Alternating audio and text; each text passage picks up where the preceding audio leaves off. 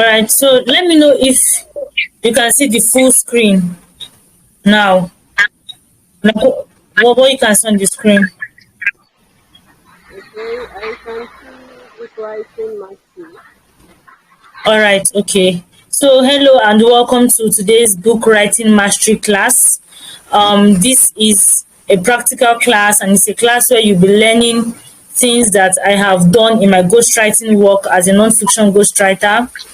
You can mute yourself, and maybe when you want to ask a question, or maybe when I ask you a question and you want to answer, then you can unmute yourself just to reduce the noise in the background. Okay. All right. So today's class is sponsored by Bookney. It's a Skill Up with Bookney program, and today's lesson is going to be on book writing mastery, how to write a good non-fiction book. Okay, so I'm a ghostwriter who has made over $1,500 from writing non-fiction books. All right, so this is not just a year's work. However, I'm going to be sharing with you what I have done this year. Okay, so let's get started. Um, Welcome to Skill Up with Bookney. What is Bookney about? Bookney is a digital book publishing and reading platform where authors are protected from intellectual property theft. They are guaranteed sales for their books. Readers are also given a plethora of pocket-friendly books to read from our app. So that is Bookney. Bookney is the headline sponsor of this training called Skill Up with Bookney, and we have several other training sessions that have been held in Skill Up with Bookney, and today's class is going to be on book writing mastery. So who is a trainer? My name is Esther Enewerome Odafi Ohaka, and I'm the co-founder of Bookney. I'm an award-winning author of 4 non-fiction books, all of which are on Amazon and Bookney. You can find them there. I'm also the lead creative of the Midas Search Literary Services, where I function as a non-fiction ghostwriter and editor who has worked with both local and international clients and firms. Okay, so I know a thing or two about freelance work and attracting high-paying clients, which is why I'm the perfect person to teach you this course. As I've said earlier, in the course of this year, let me just say this year, I have made over $1,500 from my non-fiction ghostwriting work. Okay, so if you want to calculate that in naira, you are free to. However, this is just the work I've done so far this year, and it's just from 2 projects, only 2 projects that have helped me earn that much. Now, compared to some people's other standards of earning, this money is nothing. However, compared to some other people's own, it is a lot. So as you grow in your expertise, as you grow in your clientele and your reach, you get to improve yourself and then increase your fee. About a year ago or 2 years ago, I was not earning this much. In fact, as of 2 years ago, I was not even a ghostwriter. So I kept on evolving and growing my knowledge base, and just finding what works for me and what pays really high at the time. So this is why this training is really important for you. If you want to go into writing, you can start here. And who knows, in a year or 2, you might not even be here anymore as a ghostwriter. You might be doing something else, something bigger. All right. So I have a couple of lessons to teach you today, and I'm going to start with what are you going to learn in this course. Please let me know if you can still hear me and if you can see me, if my voice is loud and clear. Loud and clear, and I can see you too. All right, thank you.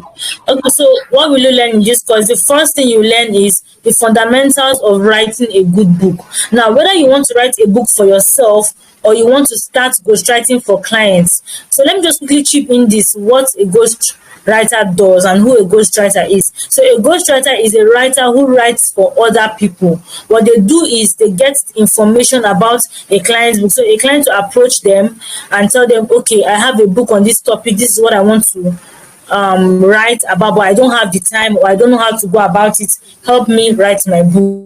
So what a ghostwriter will do is to take the information from the client. Of course, they will ask questions ask the client questions, do research on their own, just find out information, and then help the client write their book from the beginning to the end. Once they are done writing the book, They hand over the book to the client. Of course, there'll be some sort of agreement on how the ghostwriter wants to be paid. If it's half payment before writing, or you want to break it into milestones and collect your payments, or you want to finish writing and give the client the work before you get paid, that is up to you. I'm not teaching on how to be a ghostwriter. No, I'm teaching you a skill you can use to become a ghostwriter. I just want to introduce a little about ghostwriting so that you will have an idea what a ghostwriter does. So when a ghostwriter finishes a book or an article or a blog post or whatever and hand it over to the client, the ghostwriter does not take credit for that work.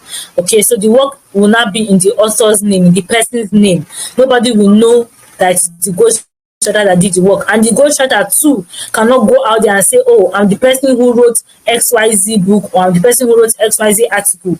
And the ghostwriter cannot also share that book or those articles as samples to other prospective clients. It is against the code of conduct of ghostwriters. But that's just by the way. So I'm going to be teaching you fundamentals of writing a good book, either for yourself or for your clients. And we are focusing on just non-fiction books, because this is what I do. This is my forte. I cannot teach you what I have not done or what I don't know. All right. So when I say I've made over $1,500 from writing books, it is strictly non-fiction books, and it's just from 2 projects, as I said earlier. So next thing you will learn is how to mind map and outline your non-fiction book, and then you learn tips for writing an error-free book. This is really important if you're writing for yourself or even for clients. You don't want to write a book and at the end of the day the book is filled with error. Writing a book with error is like giving somebody clean water to drink in a dirty cup. Nobody will accept that. All right, so the first thing you will learn is discerning the best book cover visual for your book. Discerning the best book cover visual for your book. Now, people say don't judge a book by its cover. That's an archaic saying that no longer works anymore in the book writing space. If you want to have a higher chance of selling your book or of your clients selling their books, of course, not all ghostwriters design book covers. I as a ghostwriter, I design book covers, but not all clients, not all ghostwriters do that. But if you are writing a book for yourself, probably after this class you decide that, okay, I want to establish myself as a ghostwriter. Let me write a very small book, maybe 10 to 20 pages. Just put it out there, give people for free, let them know I am now a ghostwriter. You educate people with your book. And then your book cover is not even attractive, it's not good. Trust me, even if it is free, even if a book is free, you need to invest in quality books. You need to invest your money in bringing quality books. So I'm going to be teaching you how to discern the best book cover visual for your book, which is why it is so important for those who took my class last week on how to create and design a book and a book cover using Canva. That class is really going to be helpful to those people who are taking this book writing course and then they now know how to design book covers at the same time. So if you are here listening to this, watching this video, and you want to learn how to design a book and a book cover using Canva, you can also get that course from me before 30th April for just 1,000 naira. Once it's 1st of May, it reverts to 2,000 naira for the recording of that course. All right, so I'm also going to be teaching you book formatting and publishing for non-fiction books. How do you format a non-fiction book and how do you publish?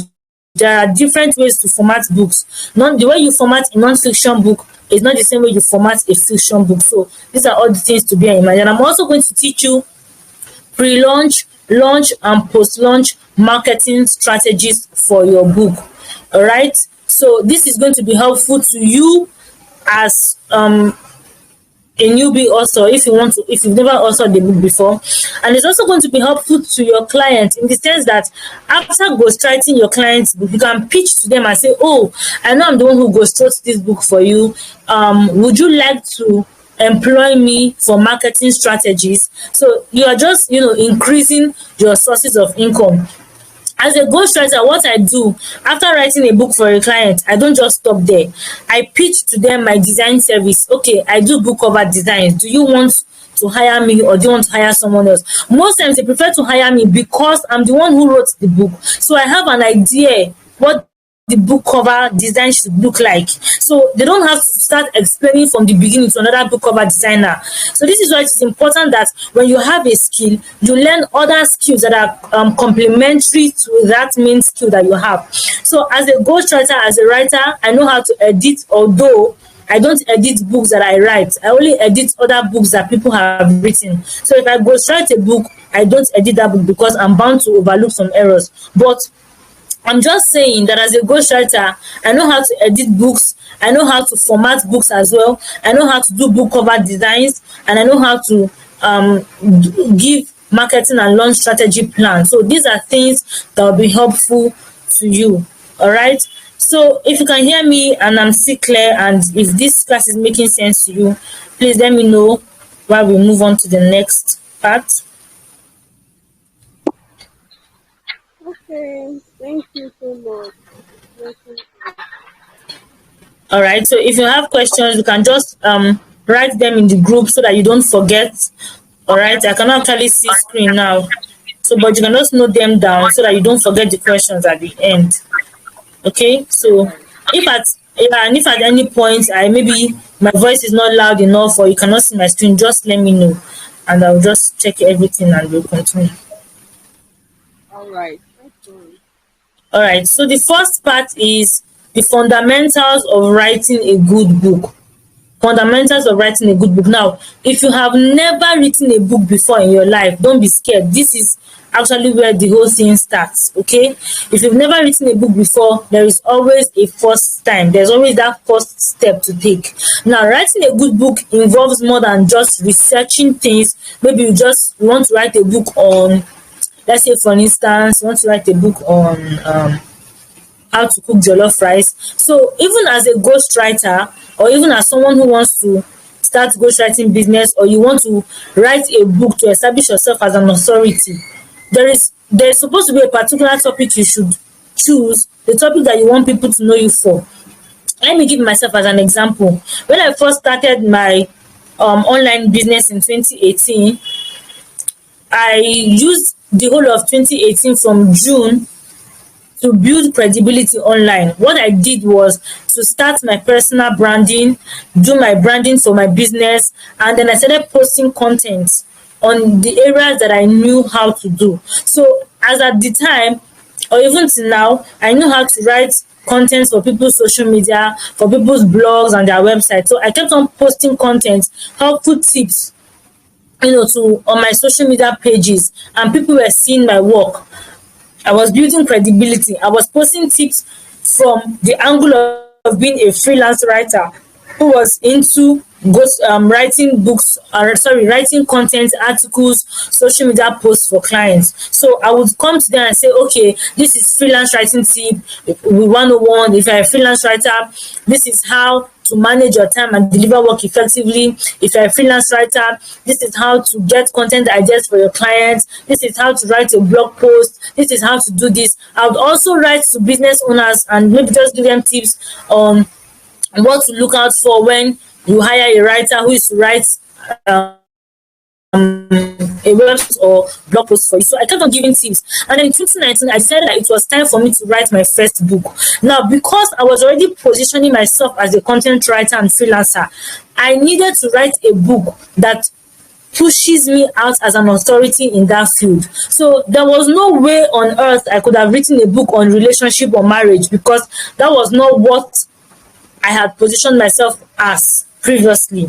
So when you want to write your first book, that book needs to be on a topic that positions you as an authority in the particular field you want people to know you for.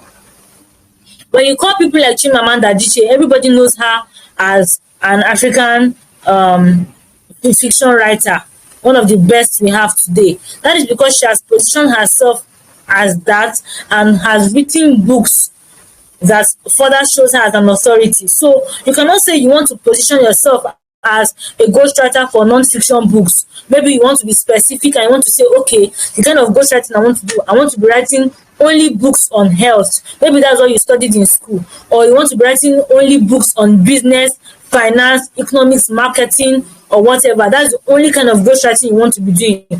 or maybe the kind of ghostwriting you want to do is for only books that are for teenagers and children, or maybe you want to do books on relationship or marriage. You can decide to niche down to the smallest sector as much as possible. So just make sure that you choose what you know how to do and the area you're interested in, because trust me, there are times that you'll be tired, you will not have the inspiration, you will feel overwhelmed with writing, and the only thing that will keep you going is your passion for the work you do. All right. So on my personal website, I'm putting up articles that will help ghostwriters a lot. If you want to start a ghostwriting business, I'll be putting up articles there. And my website is esther.com. So if you just check esther.com, you will find such articles there. I'm trying to, help other upcoming ghostwriters to find that right footing. You don't have to learn by experience all the time. So if you are putting out of Facebook, make sure it's an area you want people to know you as an authority in. Make sure it's an area that you want to push out. All right. So it's not just about going online. Let's say you choose a particular topic, just go online, copy and paste and put it in your book. That is not what writing a book is about. Writing a good book involves your title, the chapters and the content of your book must answer the following questions below, which brings us to the 3 W's of your book. What are the 3 W questions I have to ask myself before I write my first book, or before I even write a book for the client? So the first question is, who am I writing this book for? Who is my target audience? Am I writing for just women, or am I writing for both women and men? If I'm writing for both women and men, what age group am I writing for? Okay, what age group am I writing this book for? What do they do? Where do they spend most of their time? What is their income level? So this will help you craft your message using lingo or language or words, terms, phrases that particular age group or that particular audience are familiar with. You cannot be writing a book for people from age 60, people that are retired, and you are using modern day Gen Z lingo or phrases or words. Maybe, for instance, the most common one that we use in Nigeria, you just say "e choke," and you put that in a book. Someone of that generation will never, they cannot understand you. Even if they understand, maybe that will be 1 in a million of that age group. So you want to make sure that you know your audience in depth. If you're writing a book for women, probably you're writing a book on health for women, maybe women who just gave birth. Obviously, women who just gave birth, they'll be familiar with things like antenatal, postpartum, prenatal, pregnancy, ovulation. They'll be familiar with all those words. And then you have to look at, again, these people I'm writing for, am I writing for just Nigerians, or am I writing for a global audience? So if you're writing for a global audience, or people, even if you're writing for Nigerians, and probably you're not writing for a particular tribe, you now use words like maybe omugo, which you know that it's like a system whereby a woman who gives birth, somebody comes to take care of her for a certain period, and you don't explain what that word means. Trust me, you will start losing your audience. So the first question you need to ask yourself is, who am I writing this book for? Know their age range, know their gender, know their economic class, how much they earn, know as much as possible. All right. And the second question you need to ask yourself is, what problems do they have that will make them buy my book? What is the problem they have that will make them buy my book? And if they eventually pick my book, what solutions am I going to give them with this book I'm writing? So let's go back to writing a book on, let's say you are starting out as a ghostwriter, and then the book you want to put out, of course, as you're starting out as a ghostwriter, you want to attract clients. So you probably would write a book on let's say 20 questions you need to ask a ghostwriter before hiring them. Okay, so that's the first book you want to put out as a ghostwriter. You go online, you do your research, you ask other ghostwriters, you phrase it in your own words. Now, you already know that this book you're writing, the target audience is people who are looking for ghostwriters, right? Because there are certain people who are looking for ghostwriters, they don't even know who a ghostwriter is. They don't know what a ghostwriter does. They don't even know the kind of questions they're supposed to ask a ghostwriter. So when you look at it that way, you already know your target audience, and you're trying to use this book to attract clients to your new ghostwriting business. Then you now figure out that, okay, the problem my target audience might have is they don't know where to find a ghostwriter. Even if they find, they don't know which one is genuine. Let's even assume they find a genuine ghostwriter. They might not know the questions to ask this ghostwriter. So these are the areas that my book is going to focus on and solve that problem. All right. I don't know if you are getting me. If this is making sense, please let me know. Or if you have any question, you can ask now. No questions for now. All right. Okay.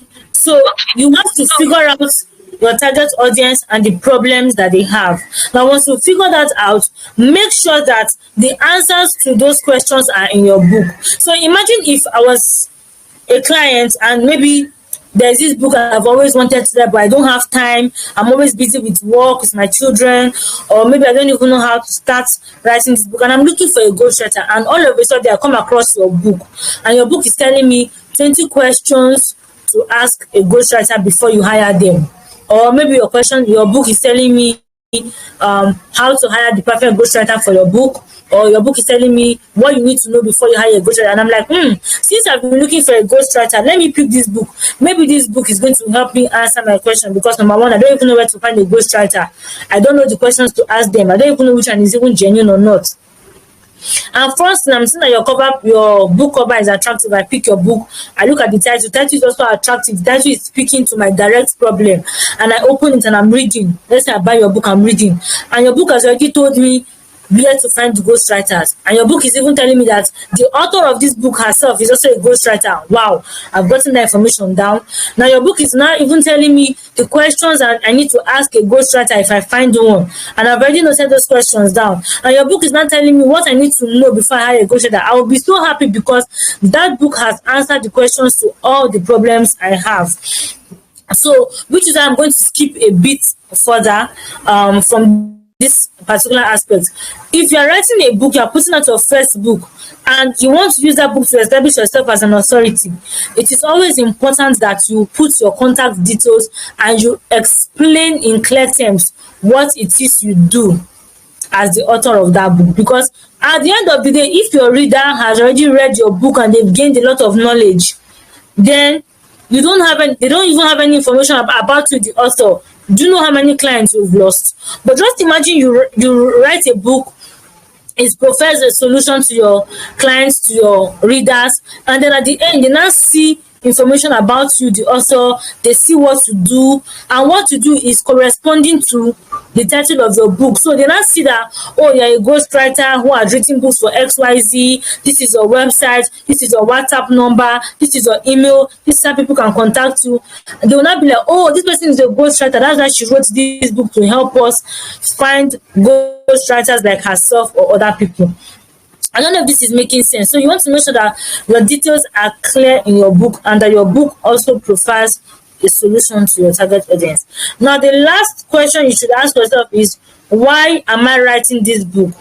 Why am I writing this book? Am I writing this book because I want to, gain audience? I want to establish credibility for myself in this particular field? Am I writing this book because I want to sell it and make money? Maybe you've already built audience, you now want to start writing books that you want to sell and make money. Or am I writing this book because I want to both gain credibility and I want to make money? So if you can answer this question correctly, it will help you with the kind of marketing plan you will do. So I always advise people that if it is your first book,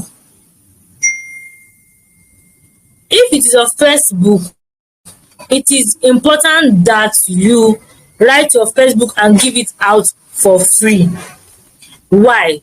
Before you can sell any book, you must have an audience that know you, like you, and trust you. And how do you get people to know, like, and trust you? By putting out content, especially free content, answering their questions, giving them tips, helping them. That way they will know you, and if they are consistent, you have to be consistent in your work. It's not about posting today, 2 weeks later nobody hears from you. You come back another 2 weeks and you post another content. No, you have to be consistent. Show up every single day. It could be just one post a day or two posts a day. Show up every single day in a way that even if you miss one day, people will notice that something is wrong, that this girl is not online or this guy is not online.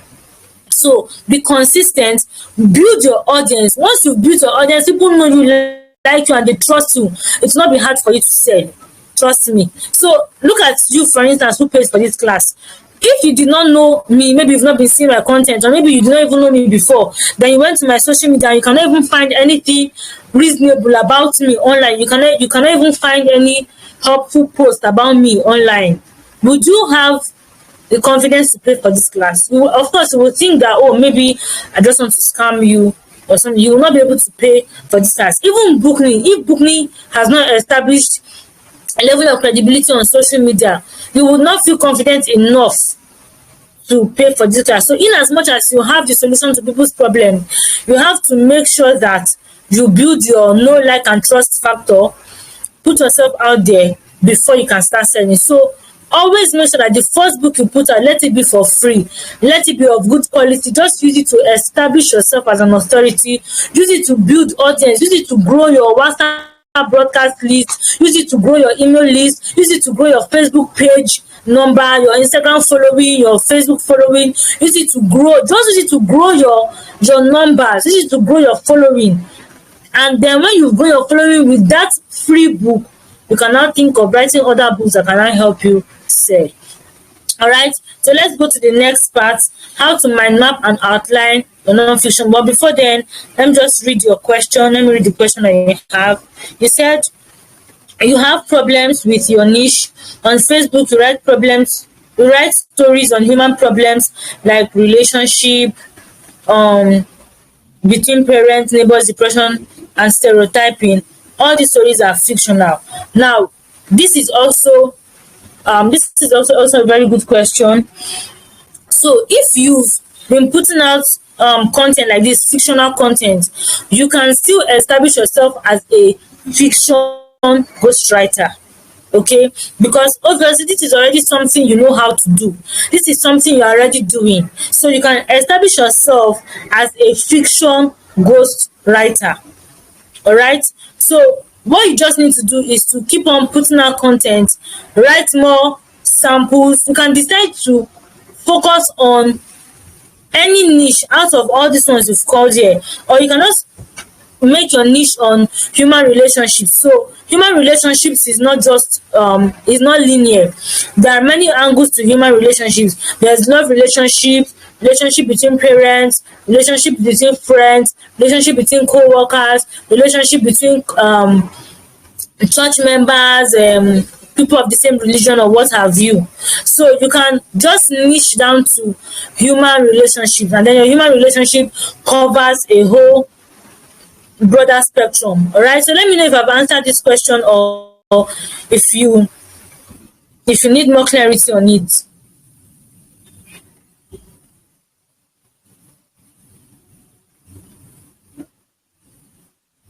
All right, so let me know if I've answered your question.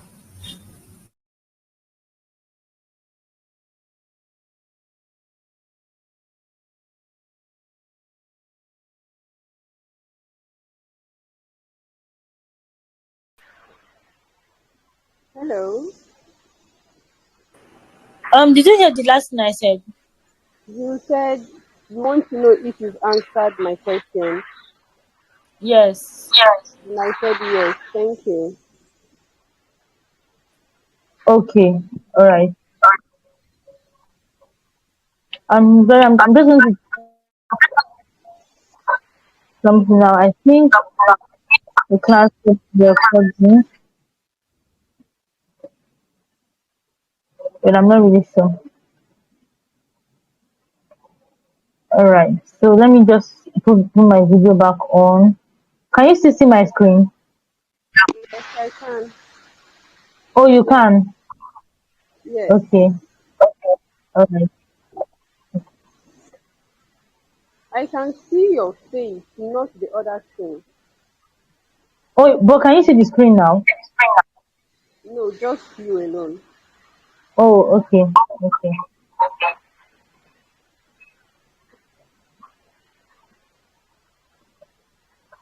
So I'm just going to share my screen back. Okay, let me know if you can see it now. Yes, I can. Okay. So just since you've already established yourself as someone who does that kind of writing, which is fiction writing, just establish yourself as someone who writes in the relationship niche, which can spread across a broad spectrum. Okay. All right. So please mute yourself so that the voice my voice will be clear. All right. So the next part is how to mind map and outline your non-fiction book. So what is mind mapping? Mind mapping is the process of brainstorming your ideas, examples, anecdotes. Anecdotes are short stories, case studies, statistics, etc. around a central idea, which is a central theme or the message of your book. And this process of mind mapping helps you to think effectively and to make sure no important detail is left out. So let's say, for instance, you have an idea to write this book on a particular topic. What you need to do is to get either your journal or your jotter, or you get a Google Docs file or Microsoft Word. By the way, I always advise writers to use Google Docs, because if anything happens to your laptop, anything happens to your phone, you can always access your Google Docs folders from any phone or from any new device. But if something should happen to your laptop or phone and you're using Microsoft Word, you might not get back your work. All right. So you open this page, and let's say you have an idea of writing for clients who want to get ghostwriters. So every single idea, every single story, either your personal story or stories from other people or examples or case studies you researched out, any research material, example, any single thing you can think about that you think will fit into that book based on the central message or theme you have for that book, just write it down. All right, write every single thing down, put everything down. Don't start thinking, okay, which one should come first. Just pour them into your book or your Google Docs, Microsoft Word. Just write them down as they're coming, and just leave them there to marinate for like some hours or a few days. Come back, look at them again. If more ideas come to you, also write them down. Now, after the process of mind mapping, the next stage is to outline your mind map. This is when you now carefully study every single thing in your mind map, every single example, anecdote, case study, research material, every single thing you have on your mind map. You now carefully look at them and now figure out which ones fall in the same category, which one is relevant to this book, to the message of my book, which ones don't I need, which one should come before which. So you look at your mind map and you get another sheet of paper or you open another document and you begin to arrange every single thing in the order that they should follow. All right. So this will help you, write a book that makes sense, a book that flows. So if, for instance, I'm writing a book on how to write with a pen, of course, I'm going to start with defining a pen, what a pen is, where I can find a pen, right? Then I will now move to who can use a pen, why should you use a pen, and before I now finally go to how to use a pen and actually the techniques of using a pen and all that stuff. So imagine I write a book that is teaching you how to use a pen, and the first chapter is telling you how to use a pen.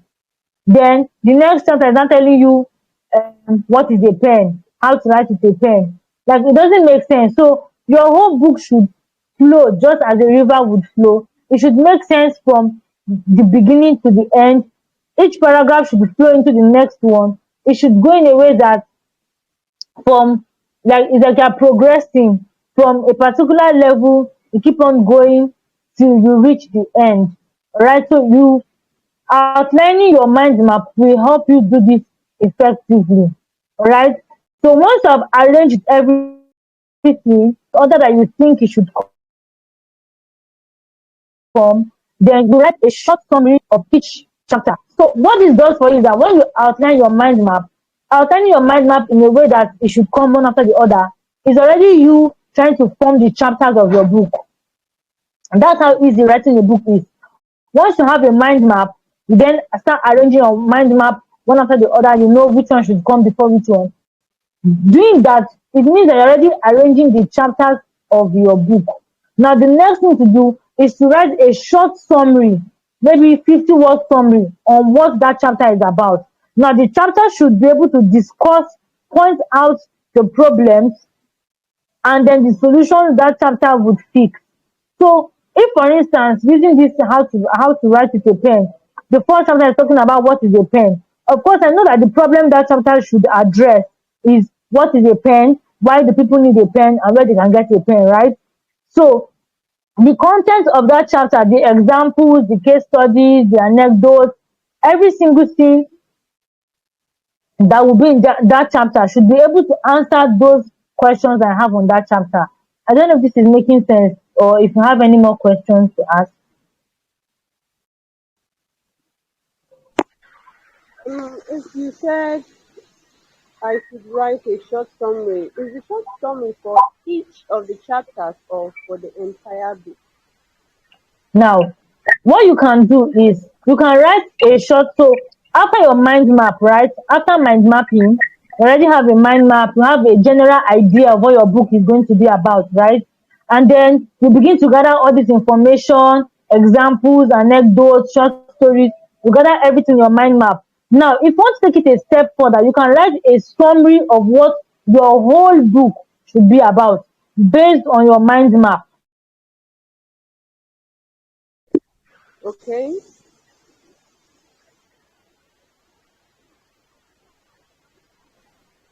Now, can you hear me? I think I'm having Yes, connection problem. yes, yes. Okay, so after you finish mind mapping, you can go a step further and do a summary of the whole of your book, like the whole book, based on what you've mind mapped. Now, once you've done that, the next thing to do will not be for you to arrange your mind map, which is called outlining. Now, once you have arranged your mind map, you've outlined, it means that you're already forming chapters for your book, right? You can now go ahead to write summary for each of those chapters, aka each of those outlines. Now, when you look at each of those outlines and you compare the whole thing to the whole summary of your book, and you see that something is missing, then you know where to fix. I don't know if this is making sense. So if for instance you have 5 chapters based on how you have arranged your outline, and then you've done summary, and you look at each chapter or each outline summary, you compare it to the summary of your whole book, and you see that something is missing, then you now know where to fix what. All right. Okay, so that makes sense now. Now the next thing we are going to do is, now that you've mind map, you've arranged your mind map, you've looked at your mind map and you've seen, okay, this one's supposed to come before this one, which is what your chapter summary will help you also do. You've arranged your book, then you start writing. That's the next step. You take it one step at a time. Now the essence of a summary is that your summary is going to help you write faster. It's going to help you stay on point. It's not going to help, you're not going to write off point or off key. So if you have a chapter summary for, let's say, chapter one, and you already know that this is the problem this chapter one is addressing, and this is how I'm going to address it using this case study, using my personal story, using this example, it will help you write things that are on point. All right. Okay, the third W is, why are you writing this book? You are going to get the recording, so there's no need for me to really go back. You have access to the recording. Okay, but the third W is, why are you writing this book? Are you writing to build an audience? Are you writing to make money, or are you writing for both money and growing your audience? Okay, so now once you have your summary and you start writing your book, your summary will guide you. It will help you make sure that you stay on course, you stay on track. You don't go off point. You don't go out of course and that your book still makes sense. So following your chapter summary, let's assume you finish writing your book. Now the first thing I would advise you to do if you want to write an error-free book is to allow your book to sit for a while. Even as a ghostwriter, that is what I do. When I write a chapter for a client or I reach a particular milestone, I allow it sit for a while, maybe like 2 to 3 days. Then I come back and read it with fresh eyes, fresh perspective.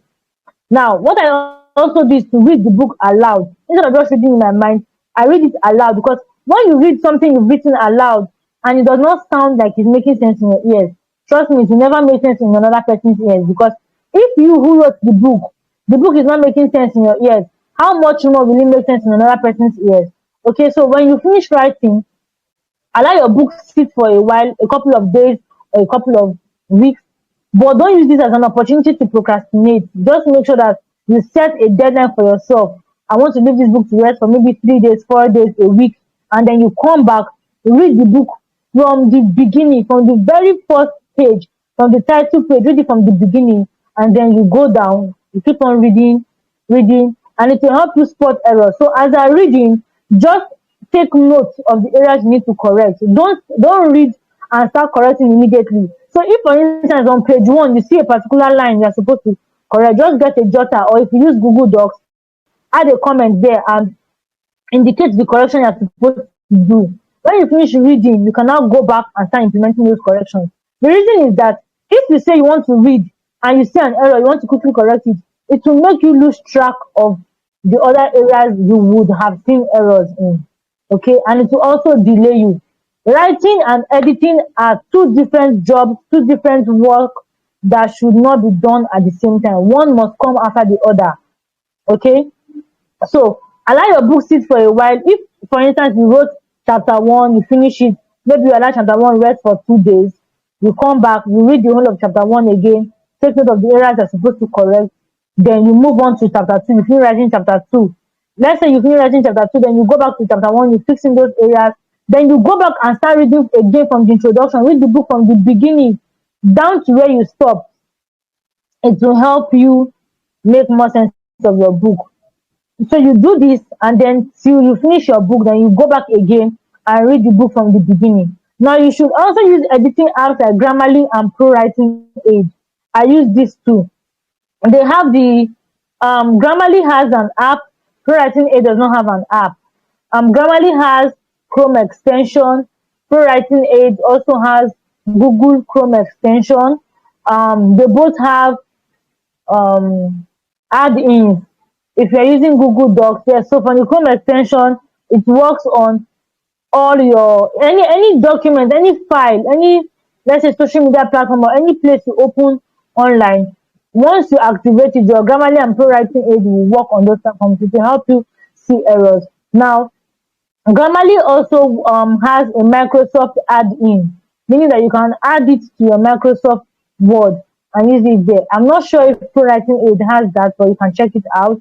So, self-editing your work is just to make sure that your book is in the best positive place as much as you can, like it's as error-free as you can make it before you now hand it over to a professional editor. It is not advisable that you write a book and still edit that book yourself, even if you're an editor. So using myself as an example, I'm an editor, but I don't edit my books. If I write a book, I give it to someone else to edit for me because I'm the one who wrote the book. I can be biased. I might not even notice some errors because there's a way the brain works. The brain can keep information they're already familiar with. Alright, so make sure that you give someone else your book. And there are four types of editing: developmental editing, line editing, copy editing, and proofreading. Okay, so even if you are ghostwriting a client's work, make sure you give that book to somebody else to edit. Now, what I do as a ghostwriter, I don't add editing fee in my ghostwriting work. All I charge for is just the research and the writing.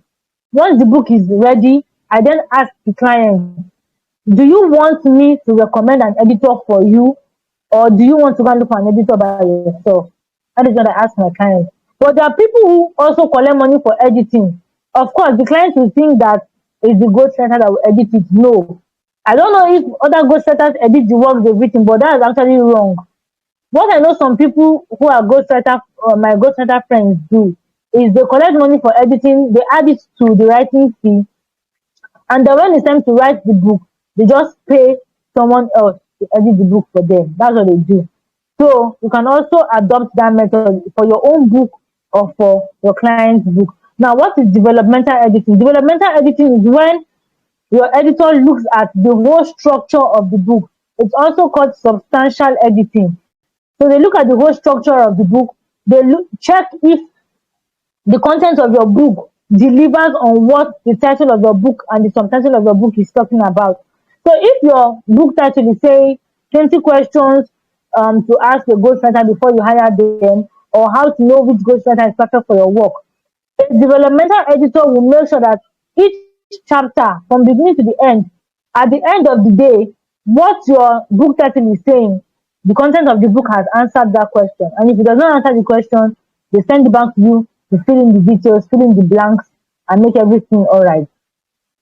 Now, a copy editor would check your book page by page.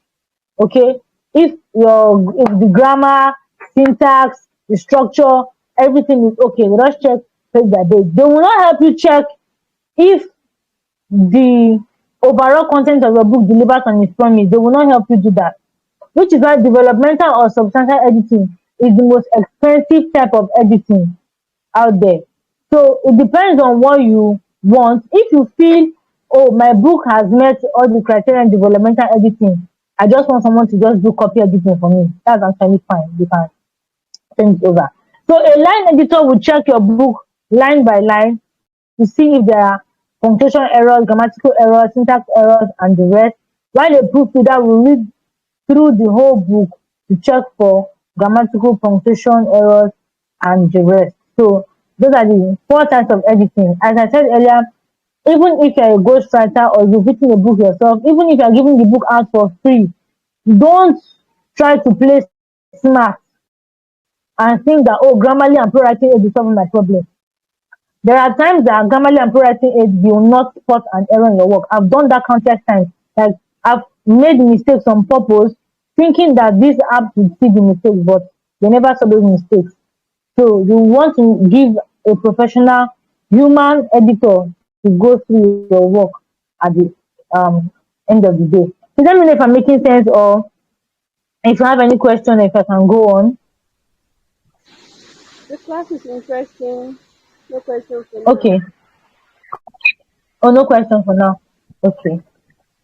All right.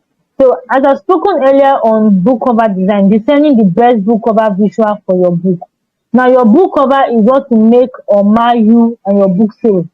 Even if you're not selling your book, even if you just want to build an audience with your book cover design is one of the determining factors that will make people decide to pick your book. Apart from the title of your book, apart from the message your book has, your book cover design is actually the first now attract them to your book. You probably have gone to a bookstore, maybe even Bookney app. You've opened the app and you've seen some books, and one particular book will just catch your attention. And that's the power of a good and attractive book cover design. Now, it is always good to hire a professional book cover designer who will translate the content of your book into a stunning book cover. If you're just coming up and you're not so confident to design your book cover yourself, please hire someone. Okay, I know Bookney is like the cheapest professional book cover design platform out there. Even though we publish books and all that, we also have book cover design services. We also do art illustration. So if you're not confident in yourself, if you feel like this book cover design might not be good enough, just hire Bookney, hire a professional book cover designer to do it for you. All right, or just hire someone to do it, someone that knows professional. Or if you have a friend that wants to do it for you professionally, okay, if you have a friend that promises to do professional work for you, hire them. Or you can meet me outside Bookney. I also have my own book cover design service. Just make sure you get someone that will do a good job. If you can do a good job by yourself, that's perfect. It's good for you, do it. But if you cannot, please get someone to do it for you. Okay, so how do you discern the best book cover visual? One, when you are writing your book, picture your target audience in mind. What kind of picture will grab these people? What kind of colors will grab this age group, these people? What kind of image do I need to put? How do I need to put the font? Do I need to make the font big?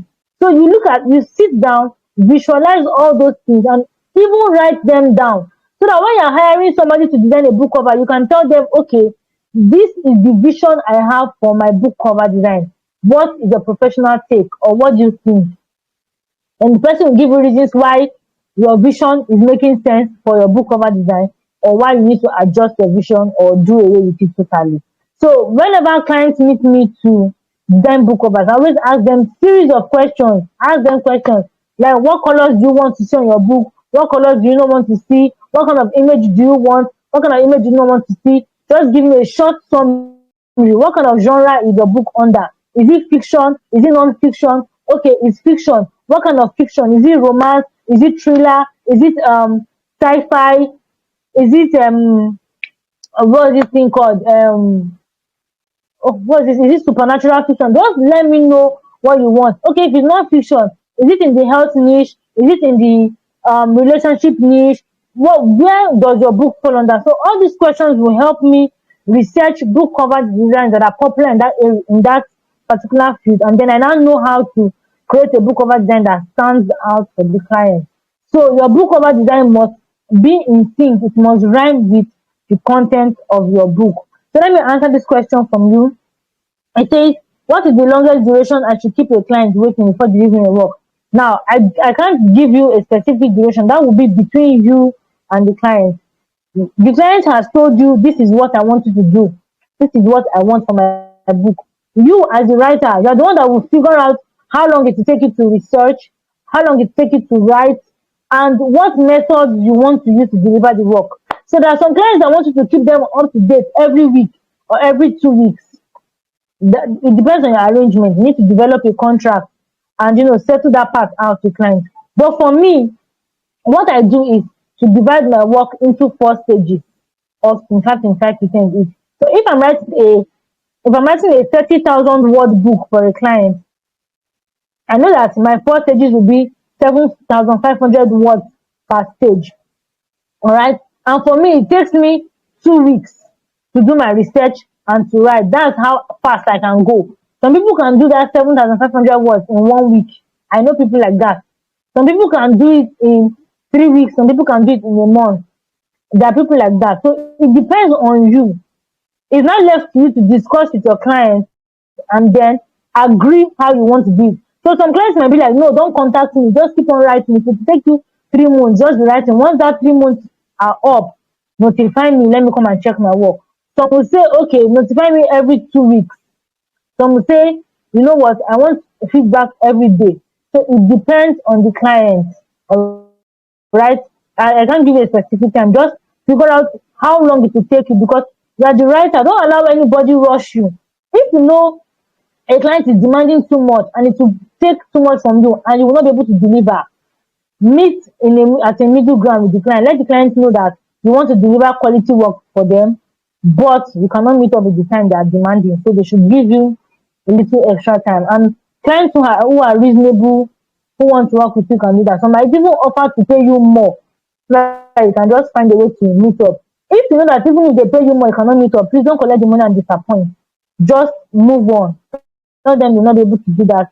They should bear with you, or let them give you you can just decide to try it out and see if you can actually meet up with their time. Who knows, you might end up being able to meet up. So let me know if that has answered your question, and then we'll move on to the next part.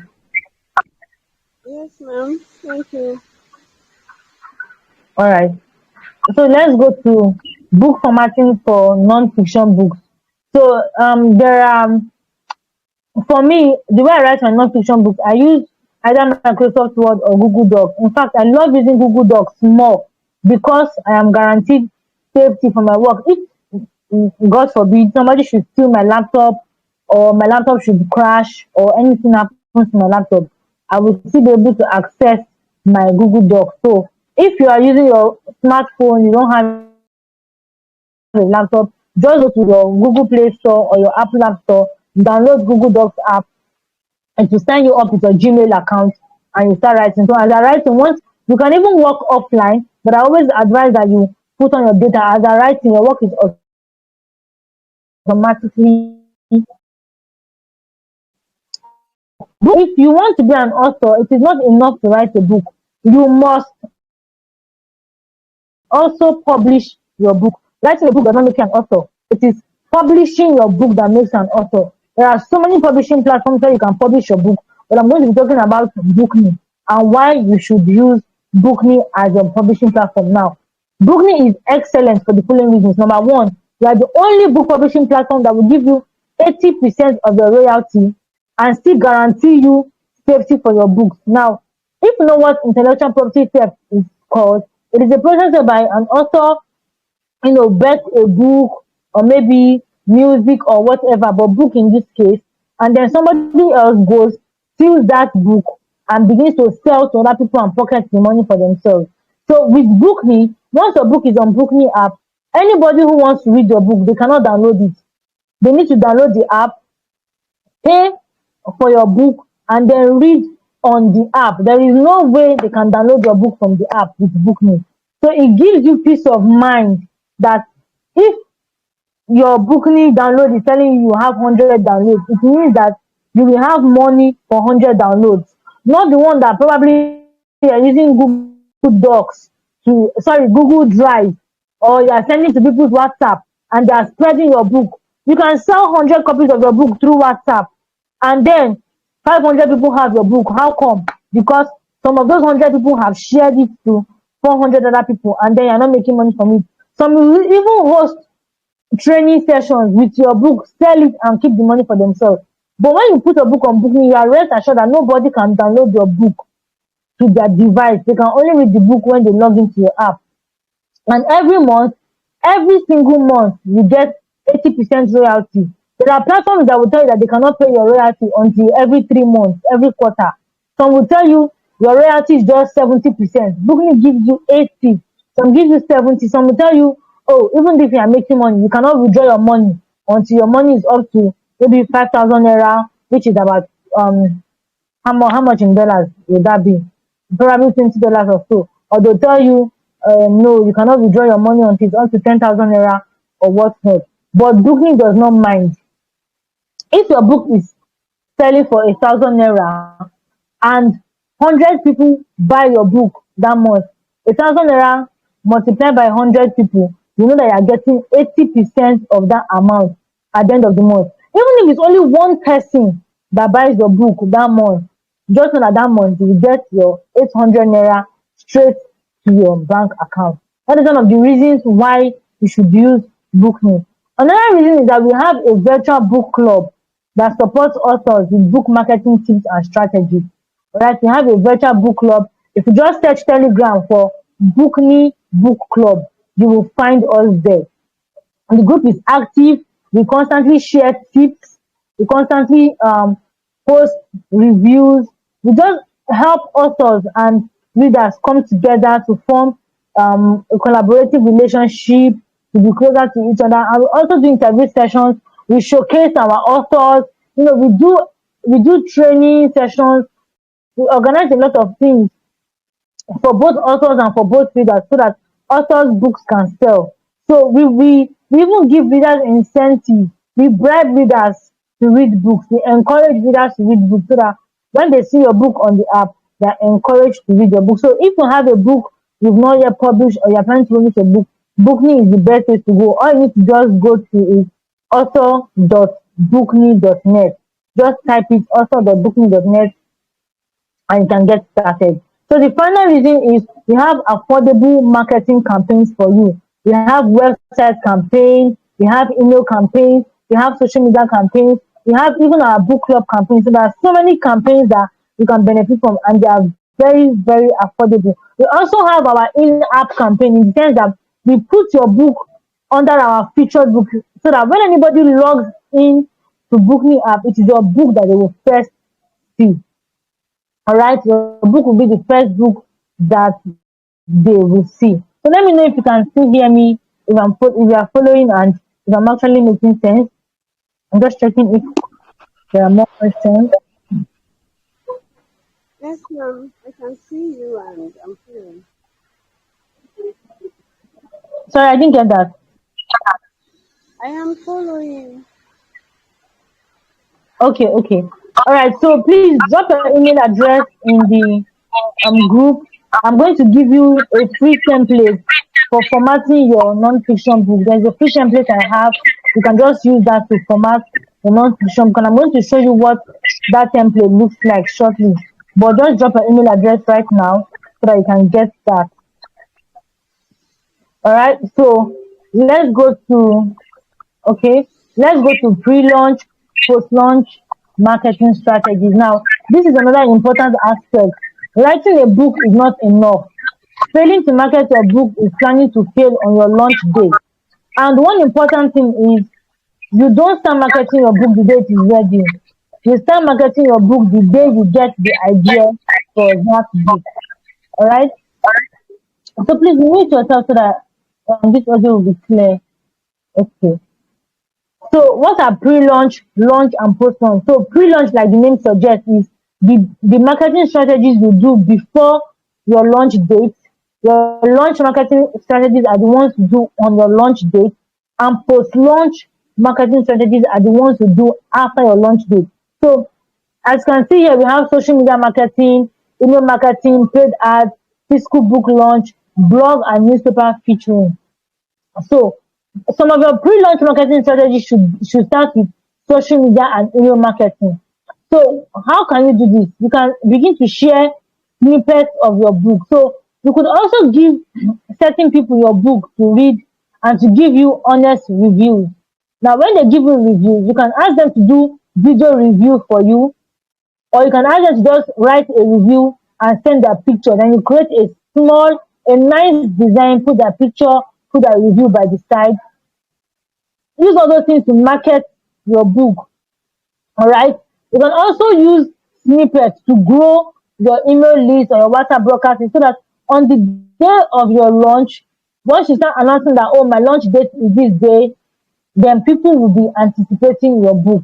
Now, what I also advise people to do is if you are launching your book with a webinar, don't say that that is your book launch day. Just pick a very interesting topic or a very interesting chapter from your book. Let that be your webinar topic. Okay. Host a webinar. A webinar is an online training. Host a webinar, teach people about that topic. And then at the end of the class, you now put up your book for sale at a discounted price. Put a timeline or a deadline, probably maybe the next 24 hours, people can get the book at half the price, or you want to sell 100 copies, the first 100 copies will get a specific bonus, or just about anything you can do. So social media marketing is really important. Use all your social media platform for both your pre-launch, your launch, and your post-launch plans. Immediately you get an idea for your book, start advertising your book. Once your book cover design, you've gotten into a book cover designer. Of course, many book cover designers will give you two cover design options. So you can post it on your social media and ask people which cover appeals to you. That way, you are creating awareness with your book cover design. People already know that, oh, okay, it's as if this girl is writing, obviously she's writing a book because your name is there. You're asking people to help you choose book cover design. Or even the title of your book. You can ask people, you can create a poll. Which one is more appealing to you? Or you can ask people, would you like to read a book on this topic? Just put out content that acts as teasers, or you can record yourself typing or take screenshots or pictures of your laptop of a particular chapter, or you can do a short book reading of a chapter. Just anything you can do to promote your book. Now once you have launched on your launch date, after that launch date you can ask people to you can reach out to newspapers or blogs to feature you. Of course, some people ask for money, but some might do it for you free of charge. So you just want to get as many people that can read, know about your book. Let them know about your book, okay? So if anybody is willing to do free publicity for you, if you can even reach out to your friends who have, or to people who have a large Facebook community that you want to come and educate their audience, but they should allow you pitch your book at the end or sell your book at the end. So all these are things that you can also do. You can also run paid ads, Facebook ads, Instagram ads, YouTube ads, Google ads. Just use your social media, pay for ads if you can afford to pay for ads. Um, if you're on Facebook, use your Facebook to talk about your book. If you're on Instagram, talk about your book and what is happening, what like the whole thing that is happening with your book on Facebook. If your book is doing well on Instagram, if certain people on Instagram have talked about your book, come to Facebook and mention that this is what is happening with my book on Instagram. So use your social media platform to advertise your other social media platforms where your books are. Okay, so take advantage of all that. And then your physical book launch is when you can decide to do book signing. You get a venue, people who have bought your book or people who want to buy your book that day, they come, they snap picture with you. There's a book reading session. You sign autographs on their book. Just do book signing, launch your book. Give people, probably give them souvenirs, or and you can also do contests, you can do challenges. So you can try to do a challenge with your book. Maybe person with the highest number of likes or the person who brings you the highest number of followers will get a specific gift. So you ought to be creative. Most importantly, be creative. Open your mind to trying as many things as possible and take note of the ones that work out for you. Okay. So and the marketing strategy you use for a fiction book might not work for a non-fiction book. So just be careful and try. No, don't be careful. Try your hands at many things as you can. Then also look at those who have done successful book sales, who keep on making sales.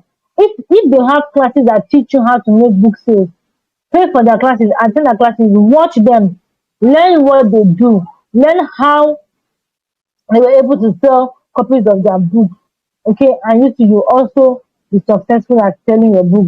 And if your first launch doesn't work out, go back to the drawing board. Look at yourself. Look at the things that you did well that worked, the ones that you did that didn't work, and what you could have done better to get better book sales. All right. So I have a popular saying that goes, you cannot be an authority in your niche if you're not an author. If you want to establish yourself as an authority, someone who knows what they are doing in a specific field, you must be an authority. And how can you be an authority by being an author? And writing a book, like I said, does not make you an author. It is publishing your book that makes you an author. All right. So if you need help with writing your book from start to finish, or you want to publish your book, you need help, you can reach Bookney on the following contact info here.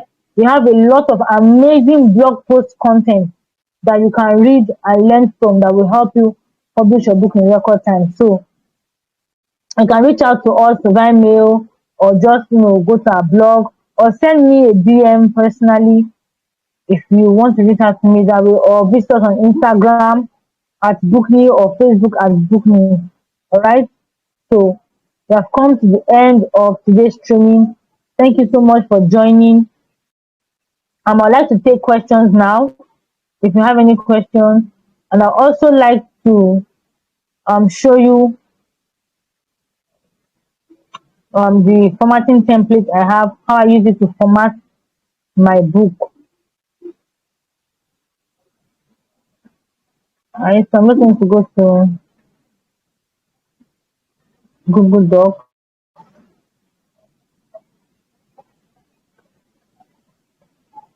So this is a client's book.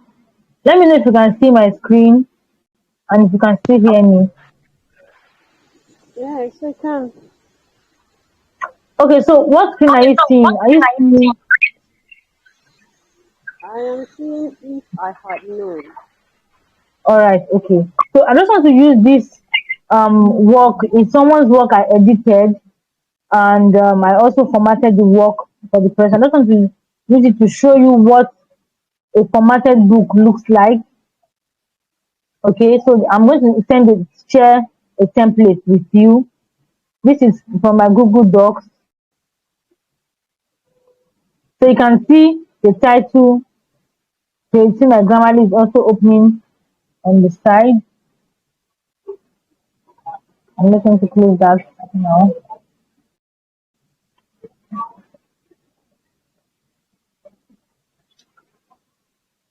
Okay.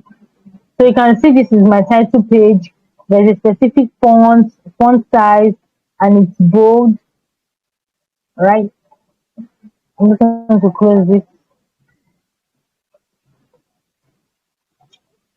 Um,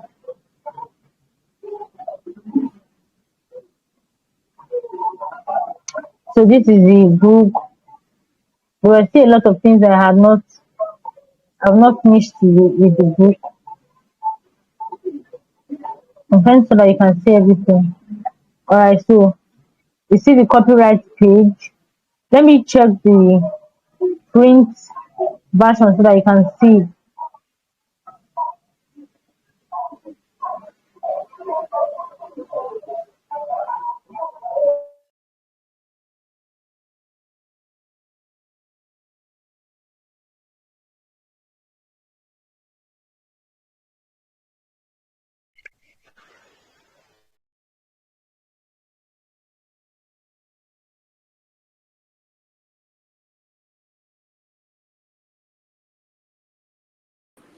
Can you hear me?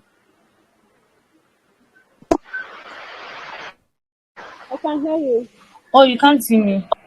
Okay, okay, okay, okay.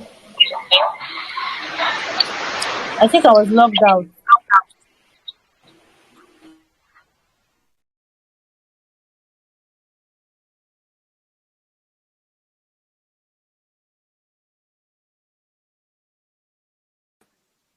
Okay, can you see my screen now? Not yet. Oh, okay. And it's still recording. Okay. So let me just show this thing with you. I can see your screen. Okay. Alright, so I was showing you the page, um, the screen, this is the title page, then that's the title, to the name of the author. This is the disclaimer page, this page here. So you can see how everything is arranged. This is the ISBN page here, and then dedication. The book is not yet complete. You have acknowledgement. You can see the spacing between the acknowledgement and the first chapter. You can see how this particular word is inside compared to the other ones. You can also see the spacing between both paragraphs. So these are things that I'll share with you. Table of contents is there. You can see. So it just depends on you how you want to format the book. So,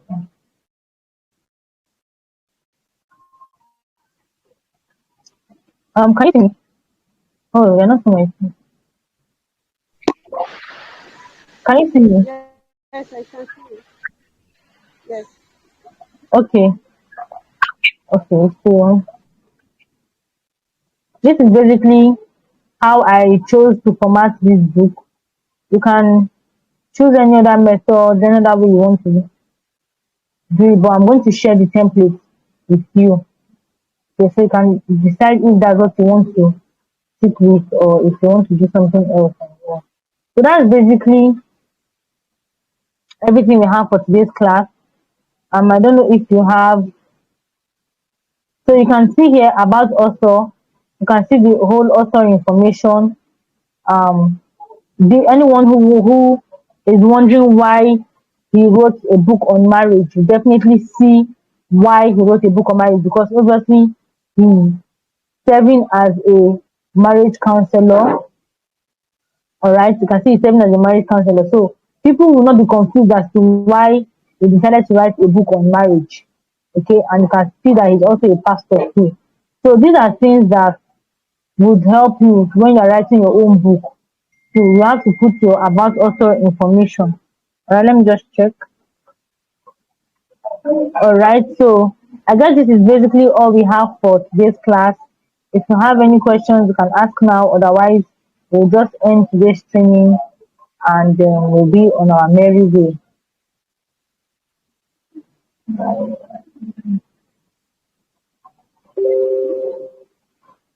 Oh, no question. All right, thank you so much for joining this class. Really appreciate your presence, and I'm going to give you access to this recording so that you can listen to it. You can watch it every time you feel like going back. You can also give you access to the formatting template. All right, so have a very nice week ahead. Thank you, ma'am. You're welcome.